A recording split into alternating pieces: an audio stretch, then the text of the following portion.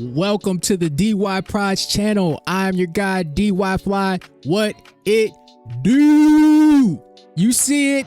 We got the win. We're back to 2-4. I said we're back.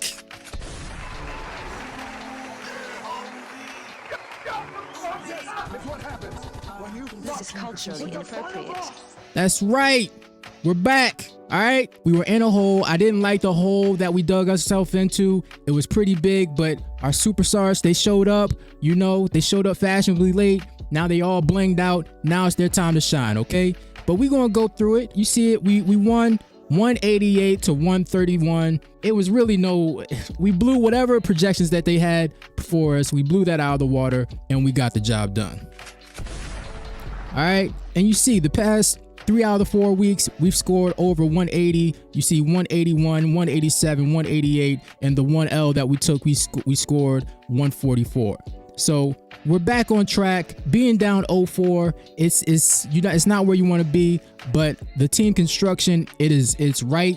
It's going to get us through this time because everybody's team, they're either hit with injuries or the people aren't performing. So we don't have that problem right now, and we want to try to keep things rolling. But you see it, we're going to go through my roster and see what's going on, and hopefully this can help you as well. Jalen Hurts. I said Jalen Hitman Hurts. The excellence of execution. That's right. You see that he's the number 6 ranked quarterback, and he's averaging 23.3 points per game.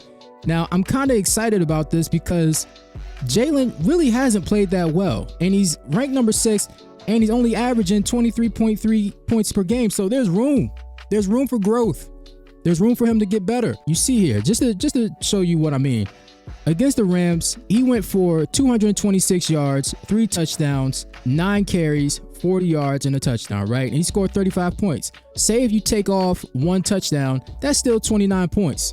And that's really what I'm looking for him to do. You know, more around, 200, 220 yards, maybe a touchdown here, a touchdown there, in the air, and maybe 2 touchdowns on the ground, maybe 1 touchdown on the ground. But he hasn't been running. He hasn't really been running. You see his yards, 13 and 3 yards in the past 2 games respectfully. So I think he has room for growth. So if you have Jalen Hurts, just stay put. He'll be all right. All right. Bam Knight. He came through in the clutch for me. I picked him up as soon as I heard the news that he was going to be starting. And it's so funny because I did a video on him over the summer about running back evaluations, and he actually sparked the reason why I did the video. So I had to pick him up, and you know what? I'm not going to lie to you. He was saved by that touchdown. He saved his fantasy day with that touchdown.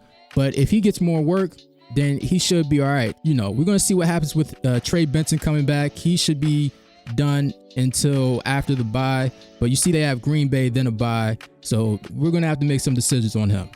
Rico the GOAT.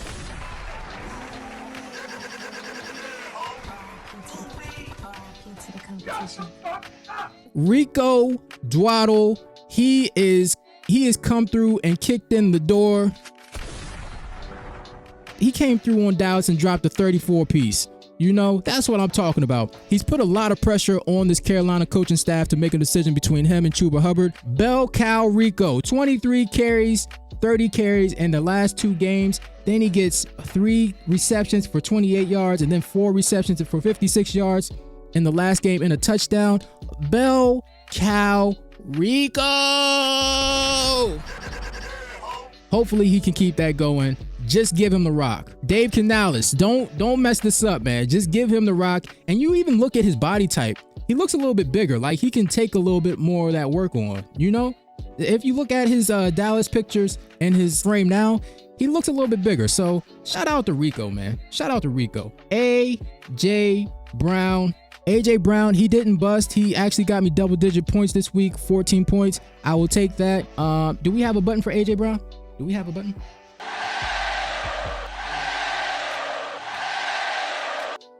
All right. So I guess we have a button for AJ Brown. Hopefully he can put that together against Minnesota. It's going to be tough, but whatever. Rome Odunze, this was his first bad game of the season. It is what it is. We didn't really need it, but it's all good. It's all good. I think DJ Moore, he went out with the injury, so the usage should probably go up even more for Rome Odunze. He'll be fine. Tyler Warren just been a metrodome of consistency, but you see it, 18 points last game against Arizona. Yeah, man, just ride him till the wheels fall off. Ted McMillan, his usage was not that high this game. He only had 5 targets, but he caught 3 balls for 2 touchdowns. So, you know, sometimes it's better to be lucky than good, right? And then Jackson, Smith, and Jigba.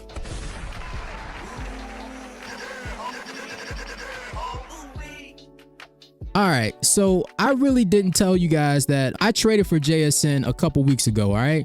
Now, if you watch my draft video, first of all, thank you. Second of all, you would have seen that I had Emeka Buka, Jordan Mason, and Matthew Golden, right? So the moves that I made to get JSN, I took Matthew Golden and I traded him for Ja'Cory Crosby-Merritt. But then I packaged Bill Crosby-Merritt, Emeka Buka, and Jordan Mason and sent them off for JSN. Now, did I think that JSN would be in the top 5 conversation for top 5 wide receivers? Yes. Did I think he'd be in the conversation for the number 1 wide receiver? No.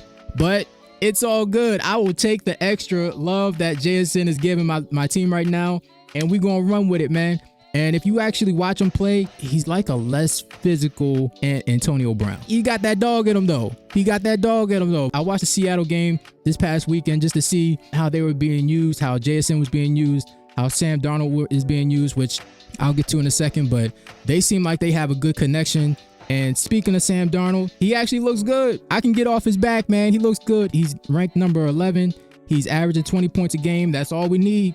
Just be consistent. Yeah, he graduated from the school of Kevin O'Connell.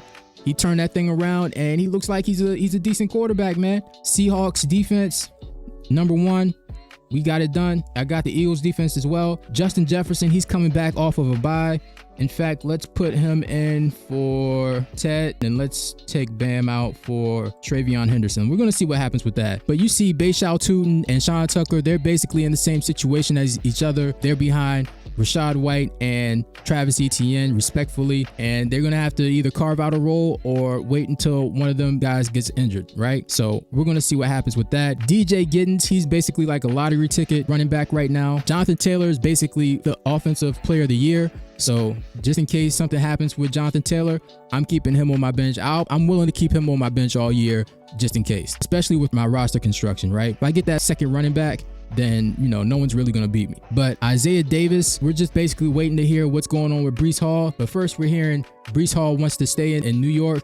And now we're hearing that he might be traded. So we're going to wait until the trade deadline and see what happens with that. Bam Knight, we already talked about him. Sterling Shepard, I was able to pick him up off of waivers for about $4, right? So we know that Tampa Bay, they're dealing with a bunch of injuries right now. It was between him and Tez Johnson. I know Tez, he gets downfield and he's a speedster or whatever, but he's kind of small. But Sterling Shepard, he's been the model of consistency, right? Whether it's with New York or with the Bucks, he seems like he's just always in the right place at the right time, and whenever he's called upon, he delivers. And even if I don't use him, he won't be used against me. But if you look at this next matchup, you see that he has Daniel Jones, Jordan Mason, Kamani Vidal, Lad McConkey, Jawan Johnson, Trey McBride, Christian McCaffrey, Tucker Kraft, Jared Goff, the Broncos D, and Cam Little. He has a bunch of injuries on his bench. Yeah, Emeka Buka. This is the team that I traded to get JSN, and it's going to be a tough matchup. Yeah, man, he has Christian McCaffrey, Daniel Jones, Jordan Mason. All these guys have been playing well. We're going to see. It's going to be a tough matchup. It looks like I'm projected for a little bit more points than he is. I'm excited. We're 2-4. We're going to make a comeback, man. We're going to see what it do. The reason why I keep making these videos is because it's for you to put pressure on your favorite fantasy analysts to actually show their work. All right, they always try to sell you on something on these rankings lists and these updates or whatever. They keep trying to sell you on stuff and they never show you, yo, this is my fantasy team. This is why I'm making the moves that I'm making and seeing how they play out. They don't really do that, and I'm encouraging you to put the pressure on them. All right, that's all I got. Like the video, comment, subscribe, all that jazz. Let me know what you think. But yeah, man, we 2-4, and if you don't like that, you know the deal. Nigga, you gonna get down or you gonna fucking lay down.